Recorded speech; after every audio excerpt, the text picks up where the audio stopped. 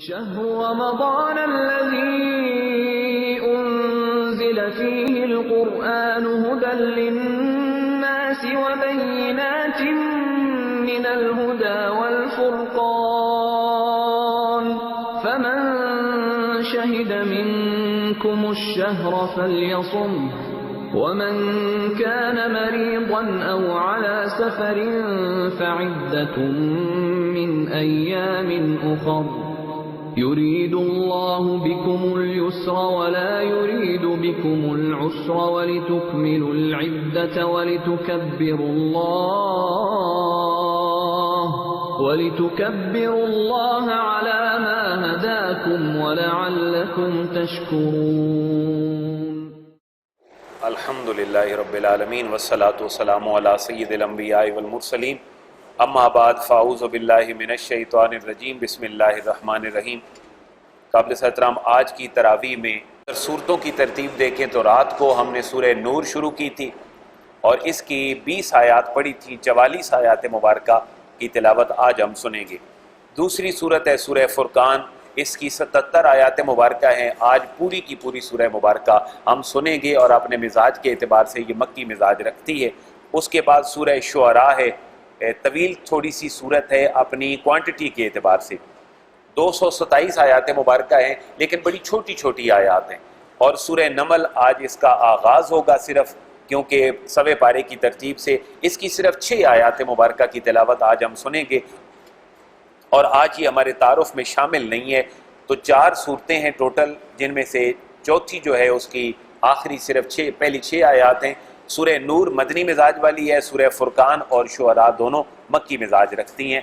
اور اسی ترتیب سے ہمارے 20ویں پارے کے اینڈ تک جو صورتیں چلتی رہیں گی وہ اب تقریباً تمام صورتیں مکی ہیں. یہ آخری صورت ہے اس سلسلے کی جو مدنی سورہ مبارکہ ہے سورہ نور. ایک اور جملہ ترغیب کے لیے میں عرض کر دوں کہ سورہ نور اور سورہ مائدہ وہ بڑی صورتیں ہیں جن کے اندر اللہ نے ہمارے بڑے بڑے احکامات کو بیان فرمایا. یعنی سورہ نور ہمارا ایسا قانون ہے اسلامی نظام کا کہ جتنے احکامات شاید کسی اور صورت میں اتنے کمال انداز میں اللہ نے بیان نہیں فرمائے. سورہ نور کا مطالعہ آپ کے اوپر لازمی ہے.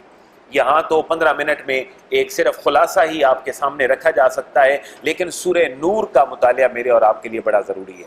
آپ اس کے اگر معنی اور ٹائٹل دیکھیں تو سورت کا نام ہی کیا ہے؟ سورہ نور. اور نور کو نور کیوں کہا گیا؟ کہ اسلام فرد کی بھی تربیت چاہتا ہے اور فرد کی تربیت سے وہ معاشرے کی تربیت بھی چاہتا ہے.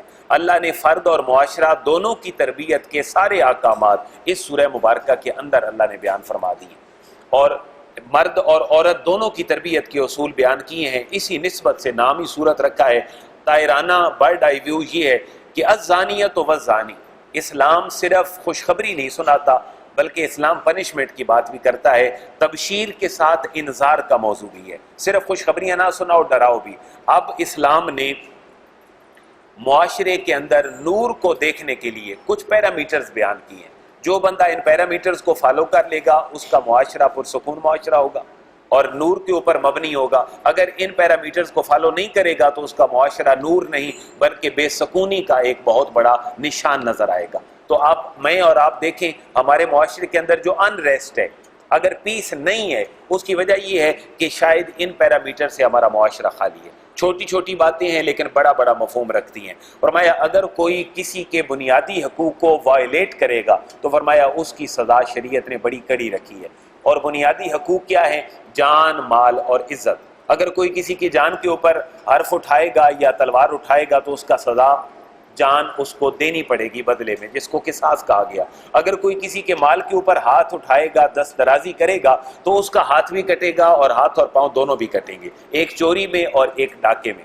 اور تیسرا بڑا جو اس صورت کا موضوع ہے وہ ہے اگر کوئی کسی کی عزت کے اوپر ہاتھ اٹھانے کی کوشش کرے گا تو اس کی بھی سزا ہے. اگر کوئی شادی شدہ مرد ہے اور شادی شدہ عورت ہے اور وہ کسی کی عزت اچھالنے کی کوشش کرے گا تو پھر اس کی سزا موت ہے. اگر شادی شدہ نہیں ہے تو پھر 100 کوڑے ہیں. اور اگر صرف تہمت لگاؤ گے کسی کے اوپر کہ میں نے فلاں مرد اور عورت کو یہ کام کرتے ہوئے دیکھا حالانکہ وہ کر نہیں رہے تھے، تم نے ان کی عزت کو وائلیٹ کیا، ان کی عزت کے اوپر انگلی کھڑی کی اور تم گواہ پیش نہیں کر سکے، تمہاری سزا ہے 80 کوڑے. اسلام کے تعزیری قوانین اللہ نے اس سورہ مبارکہ کے اندر بیان فرمائے.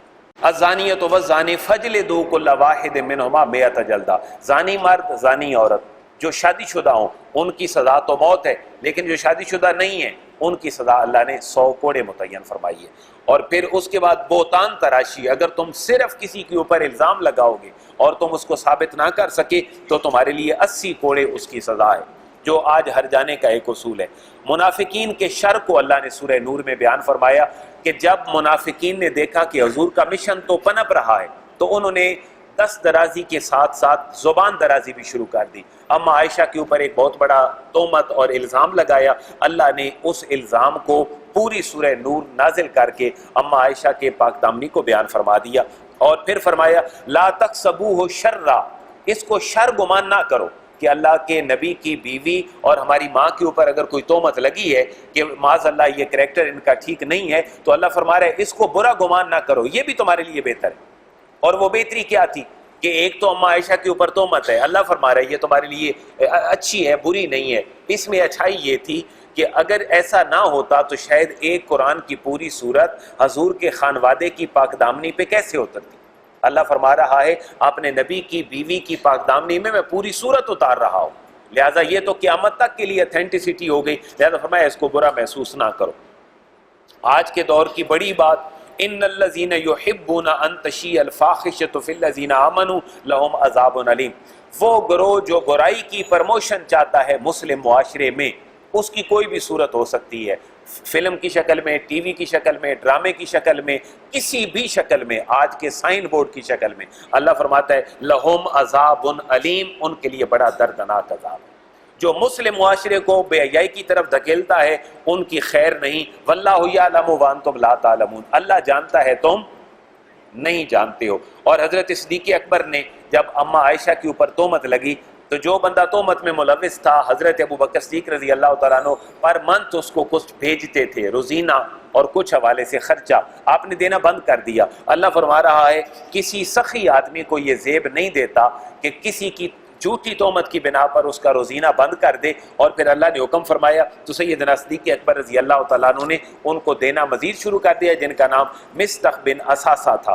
اسلامی طرز معاشرت کے سنہری اصول جن پہ اللہ میرے اور آپ کے معاشرے کو دیکھنا چاہتا ہے، ان میں سے بڑی سادہ سی بات ہے، یا ایھا الذین آمنوا لا تدخلوا بیوتا غیر بیوتکم، اپنے گھروں کے علاوہ جب کسی کے گھروں میں جاؤ تو اس وقت تک داخل نہ ہو حتی تستانسوا، جہاں تک کہ تم ان سے اجازت نہ مانگ لو، وتسلموا علی اہلھا، اور ان کے رہنے والوں کو تم سلام نہ کر لو۔ فَإِن لَمْ تَجِدُوا فِيهَا أَحَدًا، اگر گھر کے اندر کسی کو نہ پاؤ تو فَلَا تَدْخُلُوهَا، گھر کے اندر داخل نہ ہو جاؤ اس وقت تک حتی یؤذن لکم، جب تک کہ تمہیں اذن نہ دے دیا جائے۔ فَإِن قِیلَ لَکُم مُرْجِعُوا، اگر تمہیں کہا جائے 10 تک کے بعد کہ بھائی نہیں چلے جاؤ میں فارغ نہیں ہوں، تو هُوَ أَزْکَىٰ لَکُم، لوٹ جاؤ اور یہ تمہارے لیے بہتر ہے۔ ذرا غور کریں، میں اور آپ کسی کے گھر جائیں 10 تک دیں، اندر سے وہ کہیں بھائی میں فارغ نہیں ہوں، تو کیا کہیں گے؟ بڑی سادہ سی بات ہے، ہم کسی کے گھر میں جائیں اور کہیں بھئی آپ سے ملنا ہے اور وہ ہمیں نہ ملے، وہ کہے میں تھکا ہوا ہوں، بیزی تھا سارا دن، آپ برائے مہربانی کل تشریف لے آئیے گا، ذرا بتائیں قرآنی اصول کے مطابق میری اور آپ کی معاشرت ہوگی، یا ہم کہیں گے کہ یہ کہاں سے سی ایس پی آفیسر آ گیا جو مجھے ملنے کی اجازت نہیں دیتا، کل ہم شاید اس سے اپنا تعلق بھی توڑ بیٹھیں گے۔ تو اللہ نے معاشرے کے سنہری اصول بیان کیے ہیں، کسی کے گھر جاؤ 10 تک دو، اگر ہاں ملے چلے جاؤ، نہ ملے تو واپس لوٹ جاؤ، هُوَ أَزْکَىٰ لَکُم، یہ تمہارے لیے بہتر ہے۔ لہٰذا یہ مزاج کی پرورش ہے، اللہ میرے اور آپ کے مزاج کو بہتر فرما رہا ہے۔ اور پھر 6 بڑے کمال اصول اللہ نے بیان فرمائے، اور مردوں کے لیے 2، عورتوں کے لیے 4۔ فرمایا اور مرد اپنی نگاہوں کو نیچے رکھیں تب تمہارا معاشرہ بہترین اپنے پیرامیٹرز کے اوپر اپنی اٹھان شروع کر دے گا، اور اپنی شرمگاہوں کی حفاظت کریں۔ مردوں کے لیے 2 حکم ہیں، اپنی نظروں کو جھکا کے رکھیں اور اپنی شرمگاہوں کی حفاظت کریں۔ عورتوں کے لیے 4 احکامات بیان فرمائے، فرمایا اپنی نگاہیں بھی نیچے رکھو، شرمگاہیں بھی چھپا کے رکھو، اپنی زینت بھی ظاہر نہ کرو، اور اپنے پاؤں بھی اتنے زور سے زمین کے اوپر نہ مارو کہ کسی کے دل کی بیماری کی وجہ سے وہ بندہ تمہاری طرف موٹیویٹ ہو جائے، تمہارے چلنے کا انداز بھی ایسے ہو۔ اب ہم سمجھ سکتے ہیں ایک عورت پازیب اپنے پاؤں میں پہن کر ناچ سکتی ہے، چل سکتی ہے، یا کیا کر سکتی ہے، بازار کیسے جائے گی، اللہ نے اس کے احکامات کو بیان فرمایا بڑے واضح الفاظ میں، وَلَا يَضْرِبْنَ بِأَرْجُلِهِنَّ لِيُعْلَمَ، عورت اتنے زور سے اپنا پاؤں زمین کے اوپر نہ مارے کہ وہ کسی کو یہ باور کروا رہی ہو کہ میں بھی یہاں پر موجود ہوں۔ اب یہاں سے اصول آپ خود دیکھ لیں کہ عورت کون سا جوتا پہن سکتی ہے اور کون سے کپڑے پہن سکتی ہے۔ وجہ یہ ہے اگر ان اصولوں کو ہم فالو کر لیں گے تو پھر وہ برائی معاشرے میں نہیں آئے گی جو آج آ چکی ہے۔ اگر ہم ان کو فالو کرتے تو شاید ہمارا معاشرہ پرسکون ہوتا۔ پھر ایک اور بات، بے حیائی سے بچنا ہے تو وَانكِحُوا الْأَيَامَ مِنكُمْ، نکاح کو آسان بناؤ اپنے معاشرے میں، نکاح کو مشکل نہ کرو۔ نکاح کو مشکل کرو گے زنا آسان ہو جائے گا، نکاح کو آسان کرو گے زنا تمہارے لیے مشکل رہے گا۔ آج یہ بھی ایک مسئلہ ہے، بچوں کی جاب جب تک نہیں ملتی ہم ان کی شادیاں نہیں کرتے، اچھا رشتہ ڈھونڈتے ڈھونڈتے ان کی 35 سالہ عمر تک ہم گزار دیتے ہیں بچوں اور بچیوں کی۔ ہم جب نکاح مشکل کرتے ہیں تو زنا ہمارے لیے کیا ہو جاتا ہے؟ آسان ہو جاتا ہے۔ لہذا یہ حکم اللہ نے فرمایا۔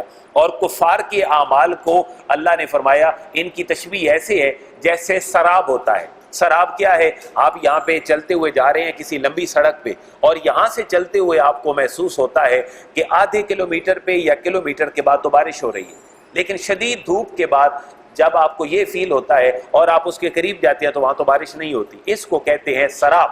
فرمایا کافر کے جو اعمال ہیں وہ یہ سمجھتا ہے میرے اعمال بہت بڑے ہیں، لیکن جب اعمال کا حساب کا وقت آئے گا تو فرمایا اس کے اعمال نہیں رہیں گے بلکہ وہ تو سراب بن جائیں گے۔ سراب آپ سمجھے کہ سراب کیا ہوتا ہے؟ آپ کہیں دور جا رہے ہو، بڑی شدید گرمی ہو اور آپ کو نظر آئے کہ آدھے کلومیٹر پہ تو بارش ہو رہی ہے، لیکن وہ جو لو قسم کی ایک کیفیت ہوتی ہے وہ تو دھوپ کی وجہ سے ہے، لیکن انسان قریب جائے تو کچھ بھی نہیں ہوتا۔ کافر کے اعمال کو اللہ نے اسی کے ساتھ تشبیہ دی ہے۔ یہ سورہ نور کا موضوع چل رہا ہے، اور چونکہ سورہ نور مکی ہے یا مدنی سورہ مبارکہ ہے، گھروں کے اندر داخلے کی اجازت، یہ مدنی ماحول ہے۔ اور فرمایا مدنی ماحول کمال تب ہو سکتا ہے جب اطیعوا اللہ و اطیعوا الرسول، اللہ کے حکم کو بھی مانو اور اس کے رسول کے حکم کو بھی مانو۔ وَأَقِیمُوا الصَّلَاةَ وَآتُوا الزَّکَاۃَ، نماز بھی قائم کرو اور زکوٰۃ بھی ادا کرو، کیونکہ مدنی صورت ہے تو اللہ نے مدنی احکامات کو بیان فرمایا۔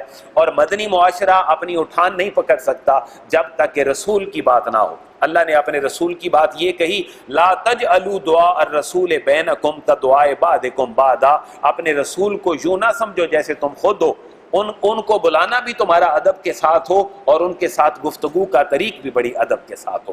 اس کے بعد ہے جی سورہ فرقان، اپنا مکی مزاج رکھتی ہے، اور مکی مزاج کی صورتیں اپنے اندر کتنے موضوع رکھتی ہیں؟ میری اور آپ کی فکر کی اصلاح، میری اور آپ کے عقیدے کی اصلاح، توحید کا تصور، رسالت کا تصور اور آخرت کا تصور، حضور کو مشکلات پہ صبر کی تعلیم، یہ سارے مکی موضوعات ہیں۔ اللہ نے اس میں بھی جا بجا یہی بات فرمائی۔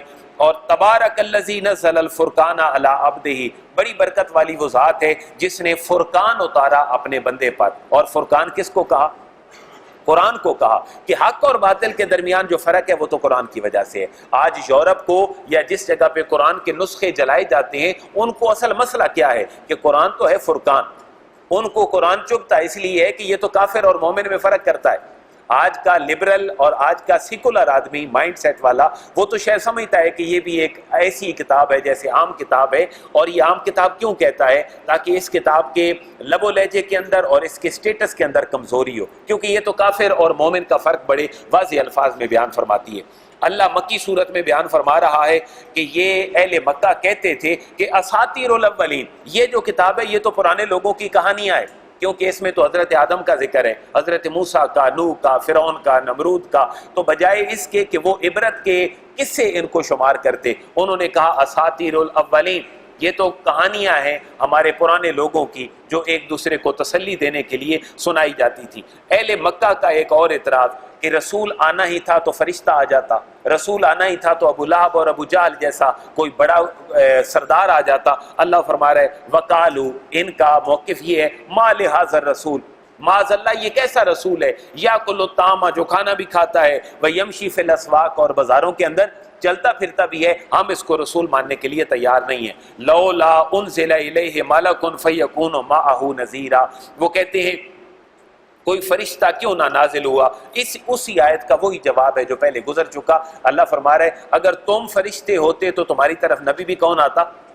فرشتہ آتا، اور تم جن ہوتے تو تمہاری طرف نبی بھی جنات کی شکل میں آتا، تم انسان ہو تو انسانیت کی طرف پیغام بہتر طریقے سے کنوے ایک بشر ہی کر سکتا ہے۔ اور سورت مکی ہے، قیامت کا ذکر ہے، اللہ نے قیامت کے لیے ساعت کا لفظ اس کے اندر تعبیر فرمایا ہے۔ احوال قیامت اللہ نے بیان فرمائے کہ جس دن آسمان پہ بادل ہی بادل چھا جائیں گے، اس دن حکمرانی صرف اللہ کی ہوگی، اور ظالم اپنے ہاتھ کو کاٹ کر پچھتاوے کے ساتھ یہ کہے گا کہ کاش میں نے رسول کو اپنا دوست بنایا ہوتا، اپنے شیطان لوگوں کو اپنا دوست نہ بنایا ہوتا۔ یہ تشبیہ ہے، انسان ڈر کے مارے انگلی کہاں چباتا ہے؟ اپنے دانتوں کے اندر۔ اسی طرح بالکل الفاظ وہی ہیں، آپ اگر گھر پڑھنا چاہیں تو 27 نمبر آیت مبارکہ ہے، وَيَوْمَ يَعَدُّ الظَّالِمُ، ظالم آدمی چبائے گا، عَلَىٰ يَدَيْهِ، اپنے ہاتھ کے اوپر، اور یقول کہے گا یا لیتنی اتخذت مع الرسول سبیلا، میں اپنی تھوڑی سی فرینڈ شپ اگر رسول کے ساتھ کر لیتا تو مجھے یہ دن نہ دیکھنا پڑتا۔ اور ایک اور حسرت بھرا جملہ کہے گا، یا ویلتا لیتنی لم اتخذ فلانا خلیلا، کاش میں فلاں بندے کو دوست نہ بناتا جس نے اللہ اور اس کے رسول کے راستے سے مجھے جدا کر دیا تھا۔ اور رسول بھی ایک جملہ اللہ کے ہاں قیامت والے دن کہے گا، یہ میرے اور آپ کے کان کھولنے کے لیے کافی ہے۔ رسول بھی اللہ کے ہاں شکایت کرے گا۔ رسول کیا شکایت کرے گا؟ وقال الرسول، رسول کہے گا یا رب، اے میرے رب، ان قومی، بے شک میری قوم نے، اتخذوا ھذا القرآن مہجورا، میری قوم نے تو میرا قرآن ہی چھوڑ دیا تھا، میری کتاب لا ریب کو پڑھنا، سننا اور سمجھنا ہی چھوڑ دیا تھا۔ اس صورت کے اندر پھر مزید انبیاء کا ذکر ہے، مکی صورتوں کا مزاج ہے۔ حضرت موسیٰ، حضرت نوح، قوم عاد، قوم سمود اور ان تمام انبیاء اور ان کی قوموں کا ذکر ہے۔ اور اللہ فرما رہا ہے جو نبی کی بات کو نہیں مانتا، کل انعام، چارپائیوں کی مانند ہے، بل ہم اضل سبیلا، بلکہ جانوروں سے بھی کم ہے۔ جانور بھی تو اپنے پیدائش کا عمل کرتے ہیں، کھاتے پیتے ہیں، اور انسان بھی اگر صرف وہی کچھ کرتا ہے تو یہ رسول کو ٹھکرا رہا ہے، اس کا گناہ جانور سے زیادہ ہے۔ آیات انفس اور آفاق، اللہ وہ ہے جو ہوائیں چلاتا ہے، اللہ وہ ہے جو آسمان سے پانی برساتا ہے، اللہ وہ ہے جو مردہ زمینوں کو زندہ فرماتا ہے۔ یہ تمام مثالیں اللہ تبارک و تعالیٰ نے اسی صورت میں دی ہیں۔ سورت کا نام فرقان ہے۔ اللہ نے اس سورت کے اندر اپنے نیک بندوں کی صفات کو بیان کیا ہے۔ وعباد الرحمن، اللہ کے نیک بندے وہ ہیں جو زمین پر چلتے ہیں تو بڑے نرم لہجے سے جاہلوں سے خطاب کرتے ہیں، تو جاہلانہ انداز میں نہیں کرتے، اللہ کے ہاں رات گزارتے ہیں سجدہ کرتے ہوئے، اور پھر فضول خرچی نہیں کرتے، قتل نہیں کرتے، زنا نہیں کرتے، جھوٹ نہیں بولتے، جھوٹی گواہی نہیں دیتے۔ یہ تمام صفات اللہ نے بیان کی ہیں سورہ فرقان میں نیک بندوں کی۔ اور آخری ایک دھمکی ہے اس صورت کے اندر، میں جملہ پڑھ دیتا ہوں، قل ما یعبأ بکم ربی لولا دعاؤکم، اللہ فرما رہا ہے محبوب ان کو فرما دیں میرے رب کو کیا فرق پڑتا ہے اگر تم اس کے آگے اپنا سر نہیں جھکاؤ گے تو۔ یہ بڑا دھمکی والا جملہ ہے۔ کل محبوب آپ فرما دیں ما یعبأ بکم ربی لولا دعاؤکم، اگر تمہاری دعائیں، التجائیں، تمہارا گڑ گڑانا رب کے سامنے نہ ہو تو اللہ فرما رہے محبوب ان کو کہہ دو میرے رب کو کوئی فرق نہیں پڑتا۔ سورہ شعراء بھی مکی ہے، 7 انبیاء کرام کا اس کے اندر تذکرہ موجود ہے، اور اپنے مکی مزاج کے ساتھ توحید، رسالت اور آخرت کا مضمون لیے بیٹھی ہے، اور طویل سورہ مبارکہ ہے، 227 اس کی آیات مبارکہ ہیں، لیکن بڑا حسین امتزاج یہ رکھتی ہے سورہ فرقان کی ہر آیت آج الف کے اوپر ختم ہوگی۔